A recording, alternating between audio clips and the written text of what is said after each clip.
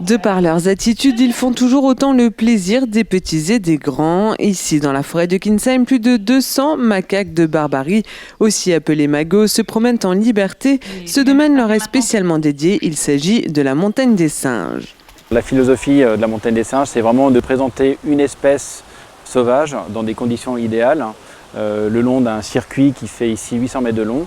On se promène dans ce beau sentier, dans ce beau cadre de la forêt de Kinsheim. On a plusieurs groupes dans le parc et c'est vraiment cette découverte-là. Avec à l'entrée une poignée de pop-corn qu'on vous donne, que vous donnez grain par grain à la main plat, le bras tendu pour garder une distance de sécurité. Nous avons nos guides situés le long du chemin qui sont là pour expliquer certaines scènes.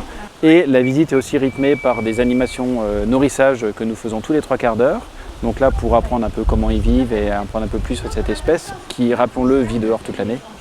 Donc il y a une saisonnalité qu'on peut découvrir pendant la visite. Le plus grand danger pour eux, c'est l'homme. Mais un autre problème, c'est le commerce illégal des bébés. Le parc fête cette année ses 50 ans. Au fil du temps, les attentes du public ont évolué.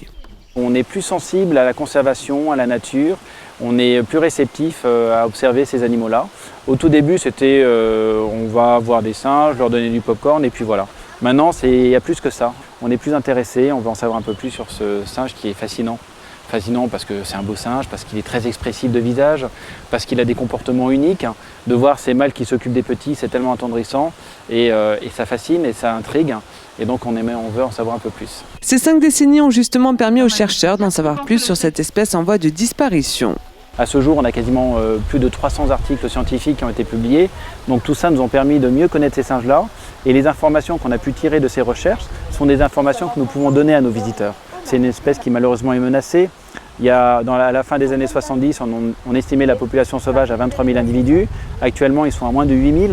C'est aussi ça, la mission de la montagne des singes, préserver ces animaux et sensibiliser les visiteurs aux enjeux environnementaux.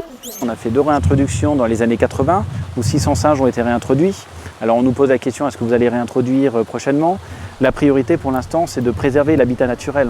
Ça ne sert à rien de réintroduire dans des forêts où on ne sait pas si dans 10 ans ou 15 ans, elles vont toujours exister. Préservons l'habitat naturel chez eux. Ayons-nous aussi des gestes écologiques et environnementaux à ne pas jeter des choses dans la nature, à faire attention à ce qu'on consomme. Donc tout ça, je dirais, au bout des 50 ans, on remarque que le public est aussi plus sensible à l'environnement et à la conservation.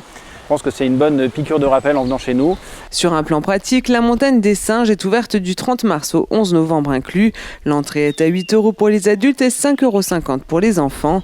Ces derniers ont la possibilité de participer à un jeu de piste gratuit sur le parcours. À noter qu'une aire de jeu et un point restauration sont également proposés aux visiteurs.